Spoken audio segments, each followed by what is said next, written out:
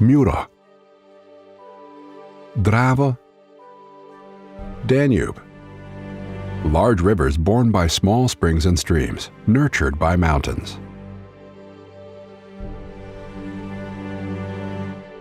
Rivers fed by snow and rain, which, having grown up, search their way towards the sea with either gentle stroking or frothing waves.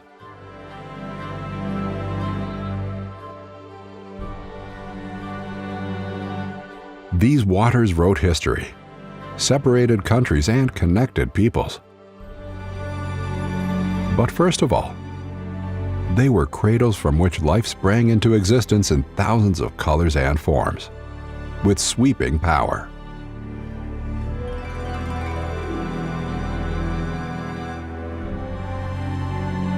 Rivers of life. The Mura Drava Danube Transboundary Biosphere Reserve.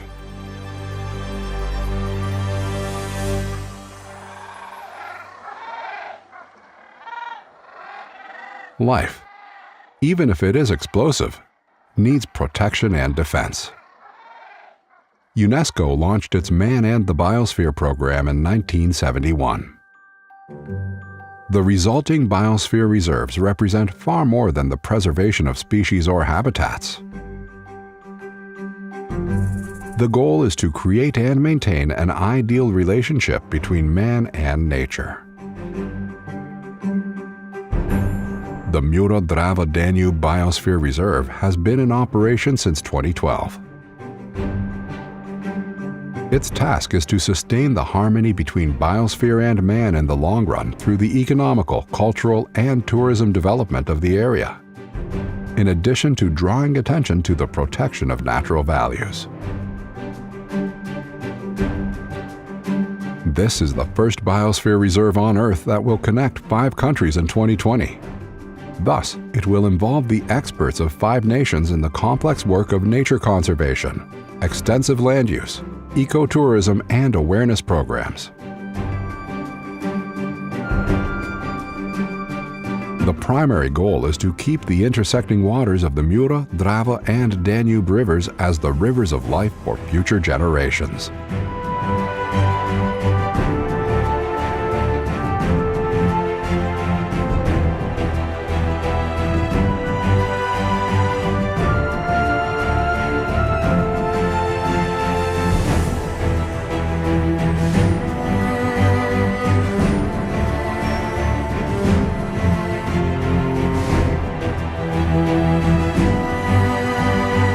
The Mura is the longest tributary of the Drava.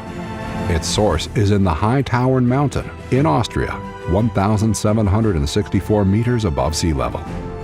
Its total length is 454 kilometers.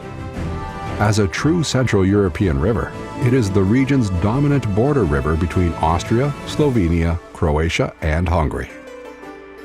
Its Roman name, Murus, which means wall, defense, or dam, may also refer to this role. Its flow rate is 166 cubic meters per second.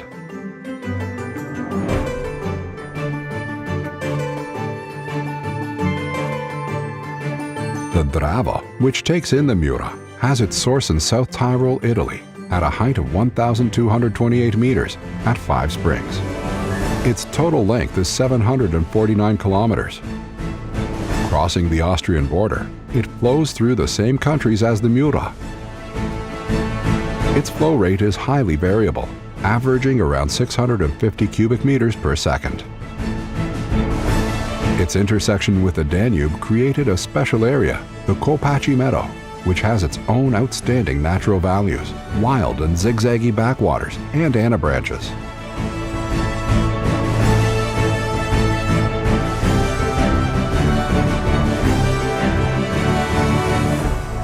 The Danube is Europe's longest river.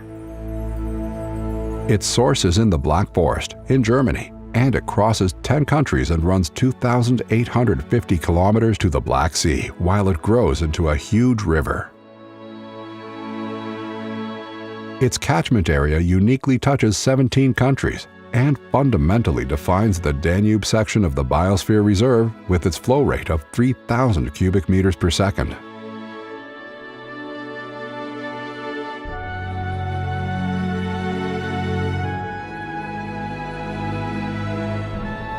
Within the framework of the Man and the Biosphere program launched by UNESCO, biosphere reserves were separated with the goal of sustaining harmony between the natural environment and the people living there for the long run.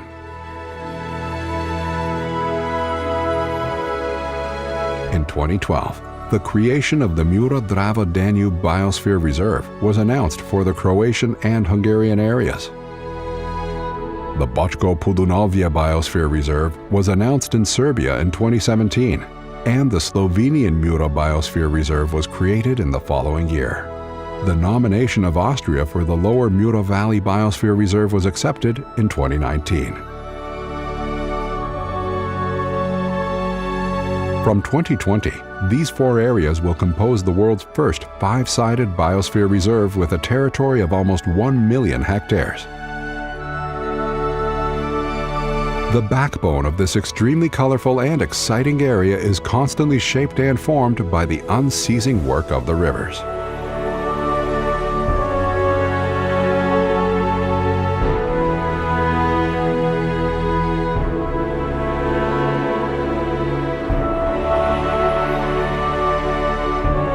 The Mura and the Drava strongly change their beds, construct gravel bars, and erode river walls.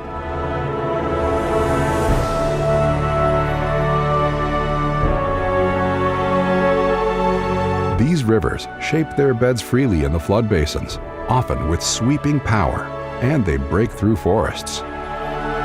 They occupy or occasionally even engulf former backwaters and quarry ponds. The current erodes even higher banks which will slide and fall down, and finally, the river will break through towards the lower areas. Still waters run deep, as the saying goes, let alone rushing waters.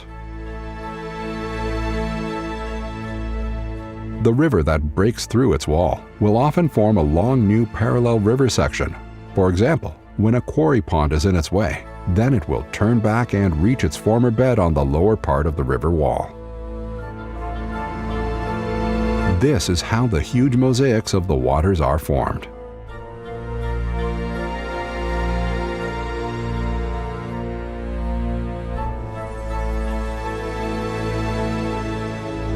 The variable landscape provides a colorful habitat for the inhabitants of the reserve. The image of the backwaters and still waters is defined by kelp associations in addition to the shallow reed beds and open water surfaces. The surface is covered by dense carpets composed of floating webs of plants. Their typical representative is the whitewater lily.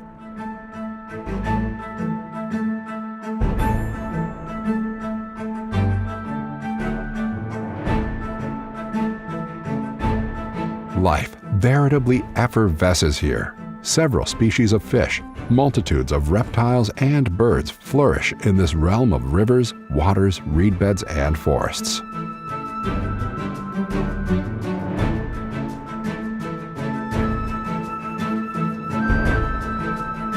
The noisy life of the flood basins freezes into white silence in the winter.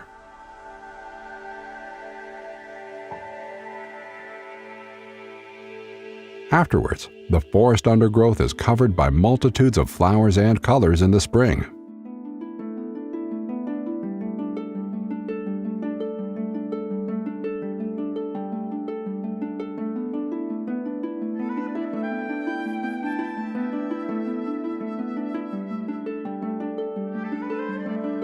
As summer draws near, the green forest foliage mostly grows out, and for the lack of pasturage, the underbrush is covered by dense, near-impenetrable wildwood with lianas. Most often, the forests of the flood basins are covered by willows and poplars. These are mostly 50 to 60 years old, but occasionally there are some 100 to 120-year-old white willows among them. On the branches of trees, we can often see nests with typical forms built by the Eurasian penduline tit. The male may even create several similar works of art during the summer. The hammering of birds is often heard, while the trunks of trees show signs of destruction left by the axe-like teeth of beavers. Lots of tree branches and fallen trunks get into the rivers and floods which start to move towards the sea. This mass of drifting and dumped pieces of wood, along with the continuous changing of riverbeds, often render river navigation impossible. At the same time, it attracts boat riders and canoeists with extremely venturesome locations.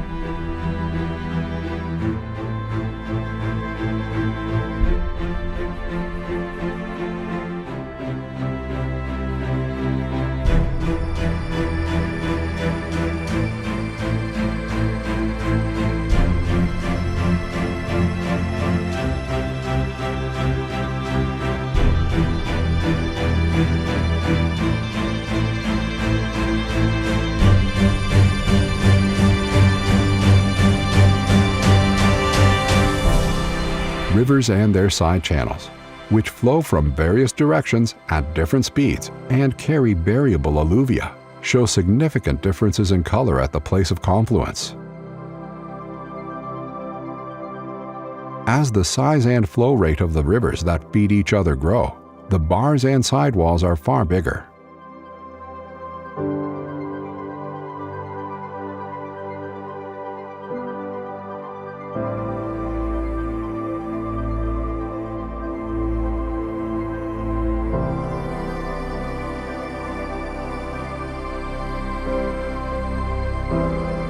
The seemingly peacefully trickling river demolishes at the outer bend arch and deposits on the inner arch. On the demolished sections, certain trees can preserve the last traces of a former bar or island for years. The pebbly riverbeds with shallow water cover provide an opportunity for reproduction for several species of fish. Here the fish visit the shallow waters right before dark, when they start spawning in dazed excitement.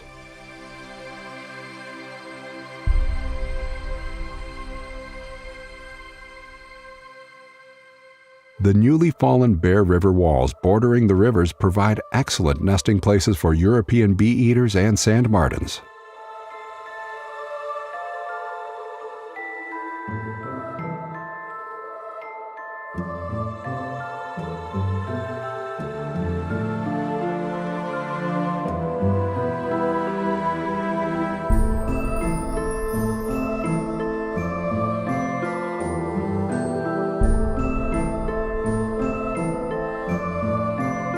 Research and surveys play a special role in the preservation of the natural values of the Biosphere Reserve, as well as in raising awareness of and exploring these values.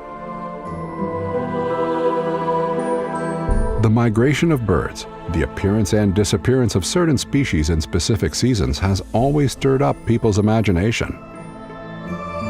After several trials and errors in methods of tagging birds, the first science-based method was developed in 1899. Research started a few years later in Hungary under the guidance of Otto Hermann.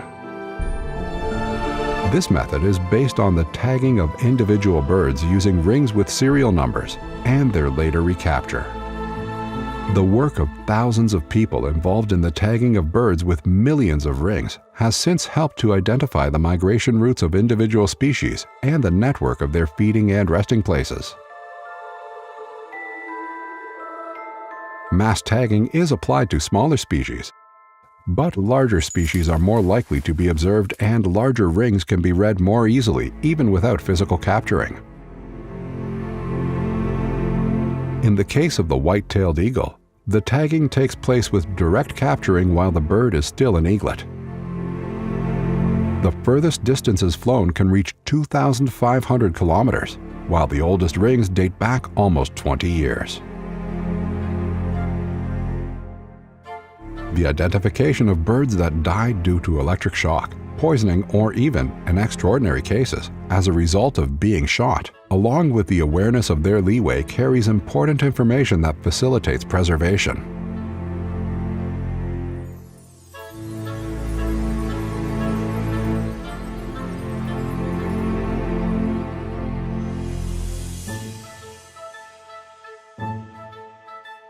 With the research into fish species, methods that enabled damage-free research, selective capturing and release were missing for a very long time.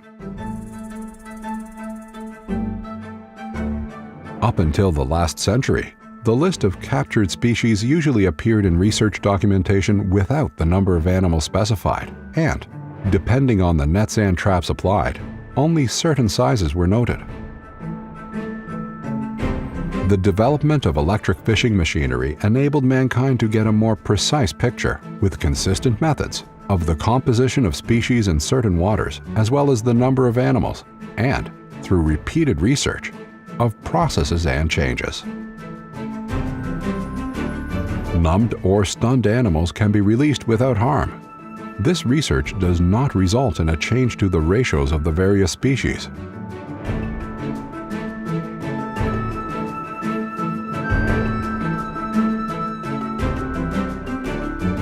Biosphere reserves are traditionally organized into 3 interrelated zones. The core area is the most protected area. Out of human activities, only the most necessary maintenance work, research, and scientific monitoring are performed here. In the buffer zone, research and maintenance work is supplemented by ecotourism and educational activities.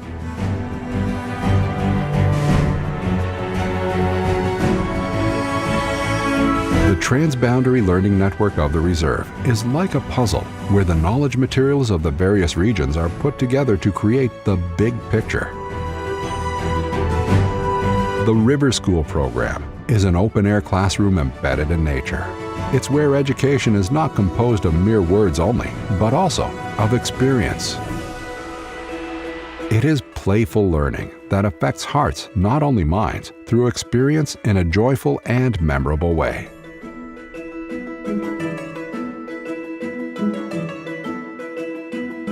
Program participants will get to know the Mura Drava Danube Biosphere Reserve and its main rivers. The wildlife of the region. The fauna and flora of the rivers and their flood basins. The cross-border nature of cultures and ecological values. And the everyday life of protected areas. And first of all, they will get much closer to nature and an eco-conscious lifestyle.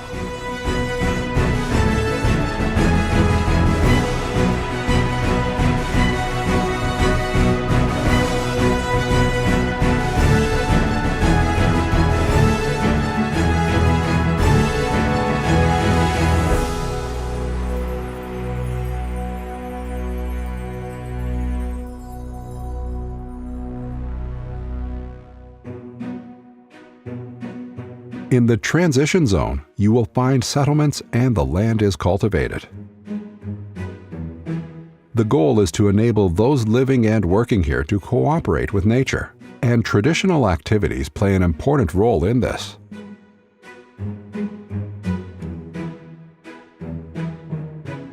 Traditional domestic animals like gray cattle are farmed here.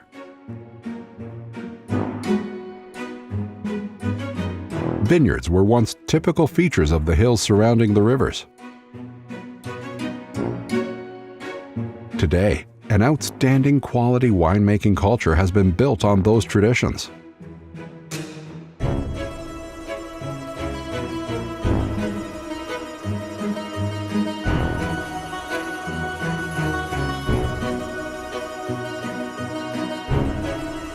There are several exemplary projects in the Biosphere Reserve.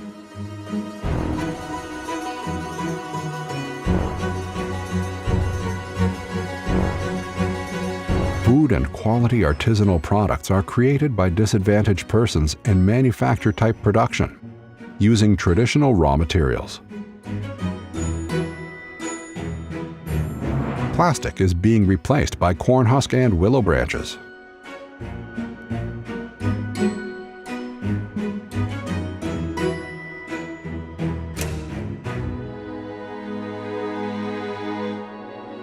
These areas offer significant opportunities for tourists.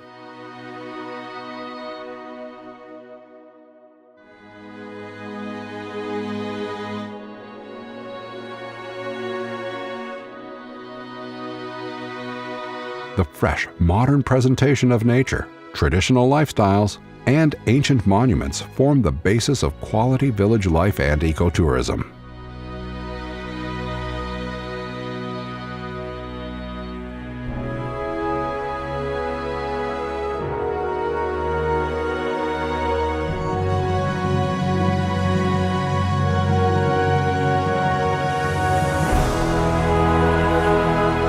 Man and the Biosphere. UNESCO started its program nearly half a century ago, and one of its outstanding results is the Mura Drava Danube Transboundary Biosphere Reserve.